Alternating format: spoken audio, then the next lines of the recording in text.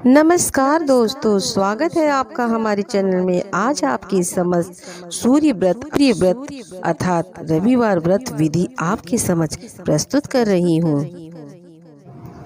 सूर्य आरोग्य के दाता हैं। इनकी प्रसन्नता के लिए रविवार के दिन व्रत को धारण करें। सूर्य आदि सभी देवताओं की पूजा 5 प्रकार से की जाती है। एक तो सूर्य का मंत्र जपे, दूसरे उनके लिए होम करे, तीसरे दान करे, चौथे तप करे और पांचवे किसी देव पर सूर्य की प्रतिमा में, अग्नि में अथवा ब्राह्मण के शरीर में आराध्य देव सूर्य की भावना कर षोडशोपचार से उनकी पूजा करें। रविवार, सूर्यवार और रविवार के व्रत में नमक, तेल तथा अन्य किसी प्रकार के तामसी भोजन न करें। इस दिन व्रत में फलाहार करें तो अच्छा है और गेहूं का आटा, दूध और गुड़ ले सकते हैं। इस प्रकार दिन भर निराहार रहकर शाम के समय सूर्यास्त होने से पहले भोजन कर ली। यदि सूर्यास्त हो जाए और भोजन ना कर सके तो रात भर यूं ही निराहार ही व्यतीत करें और दूसरे दिन प्रातः काल सूर्यास्त होने पर सूर्य के दर्शन करके स्नान कर उन्हें अर्घ्य देवे और पुनः भोजन करें। फल या अन्न का पारण एक बार से अधिक न लेवे। व्रत के अंत में सूर्य भगवान की पूजा कर अर्घ्य आदि देकर निम्नलिखित कथाओं को सुने। अर्घ्य से लेकर 16 प्रकार की पूजा तक जो भी सुलभ हो करे। एक के अभाव में अन्य का अवलंबन करें। नेत्रों में दृष्टि, कुष्ठ रोग की शांति के लिए भगवान सूर्य की पूजा करके ब्राह्मणों को भोजन कराएं और ना हो सके तो ना कराएं। रविवार का व्रत करने से अनेक प्रकार के बांधे शांत होते हैं, शत्रु नष्ट होते हैं और राज्यसभा में उनका मान होता है। एक दिन, एक मास, एक वर्ष अथवा 3 वर्ष तक लगातार ऐसा करना चाहिए। इससे साधारण रोग तो नष्ट हो जाते हैं, मनुष्य की वृद्धता आदि रोग भी नष्ट हो जाते हैं। यदि रविवार को सूर्य देव के लिए, अन्य देवताओं के लिए तथा ब्राह्मणों के लिए विशिष्ट वस्तु अर्पित करें तो यह साधना विशिष्ट फल देता है। इसके द्वारा विशेष रूप से पापों की शांति होती है। निर्धन मनुष्य तपस्या द्वारा और धनी व्यक्ति के द्वारा देवताओं की आराधना, धनी व्यक्ति धन के द्वारा देवताओं की आराधना करें। रविवार की व्रत कथा। पूर्व काल में एक बुढ़िया स्त्री थी जिसने यह नियम कर लिया था कि वह प्रत्येक रविवार को प्रातः उठकर स्नान आदि से निर्मित हो अपने घर को गोबर से लीप दिया करती थी और सारा दिन सूर्य भगवान के ध्यान में रहती थी।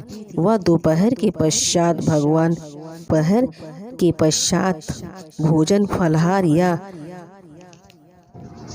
सब विधि अन्न का मधुर पाक तैयार कर भोजन का भोग लगाकर सूर्य भगवान के पूर्व ही स्वयं भोजन कर लिया करती थी। इससे उसका घर सब प्रकार के धन से पूर्ण हो गया और कोई बांधे तथा कष्ट नहीं आते थे। सभी प्रकार से घर में प्रसन्नता व्यक्त रहती थी। जब यूं ही कुछ दिन व्यतीत हो गए तब उसकी वह पड़ोसन जिसकी गौ का गोबर वह लाया करती थी, वह सोचने लगी, यह बुढ़िया शीघ्र कैसे धनी हो गई। अब तो इसके और ही ढंग हो रहे हैं। इसका क्या कारण है? उसने कहा, यह बुढ़िया सदैव मेरे गौ का गोबर उठा ले जाती है। अतः आज से मैं अपनी गौ को घर में बांध करूंगी। वह गाय को घर में बांधने लगी। जब रविवार का दिन आया और बुढ़िया गोबर ना मिला तो वह बहुत उदास हो गई और उस रविवार को अपना घर न लिप सकी, न उसे पारण के लिए कुछ भोजन ही बनाया और न ठाकुर जी को भोग लगाया। सारा दिन उसने उपवास करके व्यतीत कर दिया। रात्रि होने पर वह भूखी प्यासी वैसे ही सो रही थी। रात्रि में भगवान ने उसे स्वप्न दिया और कारण पूछा। बुढ़िया ने गोबर ना मिलने की बात कह सुनाई। भगवान ने कहा, माता तुम दुख ना करो, मैं तुम्हें ऐसी गौ देता हूँ जिससे तुम्हारे सब मनोरथ पूर्ण होंगे। तुम जो रविवार के दिन गौ के गोबर से घर को लीप कर भोजन बनाकर मेरा भोग लगाती थी और फिर स्वयं भोजन करती थी, उसी से मैं प्रसन्न होकर मैं तुम्हें यह वर देने आया हूँ। जो लोग रविवार के दिन ऐसा करते हैं मैं उन पर बहुत ही प्रसन्न हूँ। मैं उन पर बहुत ही प्रसन्न होता हूँ और पुष्प को वर देना तो मेरा कार्य है। अंधों को आँख देना, कोढ़ियों को काया देना, बाजन को पुत्र देना और निर्धन को धन, फिर अंत में मुक्ति प्रदान करना तो मेरा मुख्य कार्य है। स्वप्न में उस वृद्धा को ऐसा वर देकर भगवान अंदर ध्यान हो गए। जब प्रातःकाल बुढ़िया सोकर उठी तो क्या देखती है कि उसके घर के आंगन में बछड़े वाली एक अत्यंत सुंदर गाय बंधी है। बुढ़िया को स्वप्न का ध्यान आया। उसने समझा सब भगवान की माया है। चुपचाप उसने गौ को वहां से हटाकर घर के बाहर बांध दिया और वहीं पर उसके लिए नाद बना उसमें खली भूसा आदि डाल दिया। गौ प्रेम से खाने लगी। यह देख उसकी पड़ोसन का हृदय ईर्ष्या से जल गया और जब उसने यह देखा कि वह गौ तो सोने का गोबर करती है तब तो उसे और भी आश्चर्य हुआ। उसकी गौ का गोबर उठा ले गई और उसके स्थान पर अपनी गौ गोबर रख गई। वह इसी प्रकार के नित्य कर रही थी और बुढ़िया को इसका कुछ भी पता न चला। इस पर भगवान ने सोचा, बेचारी बुढ़िया तो इस कुटिला पड़ोसन द्वारा नित्य ठगी जा रही है, इसका क्या उपाय करें। फिर तो भगवान ने प्रबल आंधी चला दी जिससे शांत अंधकार व्यक्त हो गया। तब अंधकार के भय से बुढ़िया ने अपनी गौ को घर के अंदर लाकर बांध दिया। जब रात्रि व्यतीत हो गई और बुढ़िया ने प्रातःकाल उठकर देखा तो गौ ने सोने का गोबर किया था। फिर तो उसे बड़ा ही आनंद हुआ। वह हर्ष से छा गई। अब वह प्रतिदिन गौ को घर के अंदर बांधने लगी। इससे जब उसकी पड़ोसन का दाव नहीं चलता था तब वह ईर्ष्या और देश से जलकर उसने वहां के राजा की सभा में जाकर यह कह दिया कि महाराज, मेरी पड़ोसन एक बुढ़िया है। इसके पास एक ऐसी गाय है जो उसके पास न रहने के योग्य है तथा आप जैसे राजा महाराजाओं के ही पास रहने के योग्य है, क्योंकि वह नित्य सोने का गोबर देती है। उस गौ को मंगाकर सोने प्राप्त कीजिए और उससे प्रजा का हित कार्य कीजिए। वह सोना बुढ़िया के किसी काम का नहीं। राजा ने अपने सिपाही भेजकर उसकी गाय को मंगवा लिया। जब वह गाय महल में आई तो उसकी सुंदरता को देखकर राजा प्रसन्न हुए और उसे महल के अंदर बंधवा कर वहां रक्षक नियुक्त कर दिए तथा यह आज्ञा दे दी कि मेरी आज्ञा के बिना इसका कोई न उठा पावे।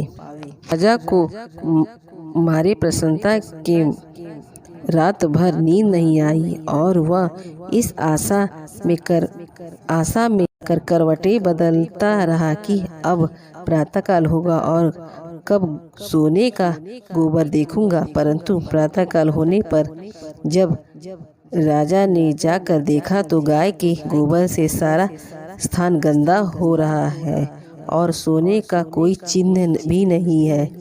फिर तो राजा को बड़ा क्रोध हुआ। उसने सिपाहियों को भेजकर उस बुढ़िया को बुलवाया जिसकी वह गाय थी। बुढ़िया राजा की सभा में आई। राजा ने पूछा, माँ, मैंने सुना था कि तुम्हारी गौ सोने का गोबर देती है, इसलिए मैंने तुम्हारी गौ को मंगवाया। क्या यह सत्य है? किंतु यह तो वह बात असत्य हुई। गौ ने सोने का गोबर नहीं दिया, इसका क्या कारण है? मुझे बतलाओ। बुढ़िया बोली, महाराज, मेरा यह नियम है कि प्रातःकाल उठकर नित्य क्रिया स्नादि से निर्वृत्त हो नित्य ही मैं अपने घर को गोबर से लीपती हूँ। फिर भोजन बनाकर भगवान को भोग लगाकर ही मैं प्रसाद पाती हूँ। इस नियम के करने से भगवान प्रसन्न होते हैं। जो निर्धन होता है उसे धन देते हैं, जो रोगी दुखी के कष्ट हरते हैं, निसंतान को संतान का सुख देते हैं और अंत में मोक्ष भी देते हैं। अब यह गौ मेरे पास नहीं थी, तब मैं पड़ोसन की गौ का गोबर लिया करती थी। एक दिन पड़ोसन ने मुझे गोबर ना लेने दिया तो मैंने अपना नित्य का नियम ना पालन कर सकी, ना भोजन बनाया और ना भोजन भगवान को मैंने भोग लगाया। तब यूं ही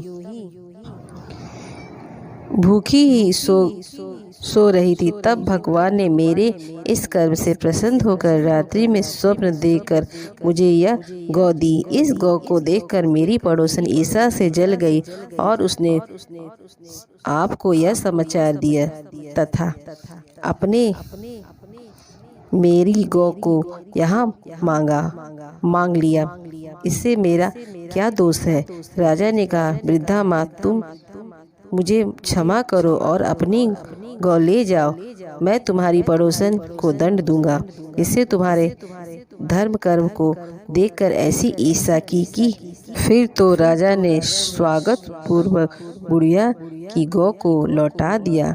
बुढ़िया गौ लेकर अपने घर आई। राजा ने उस पड़ोसन को बुलवाकर उचित दंड दिया और सारे नगर में इस नियम की घोषणा करा दी गई कि सब लोग रविवार का व्रत करें तथा राजा स्वयं भी इस नियम का पालन करने लगे। जय हो सूर्य भगवान की।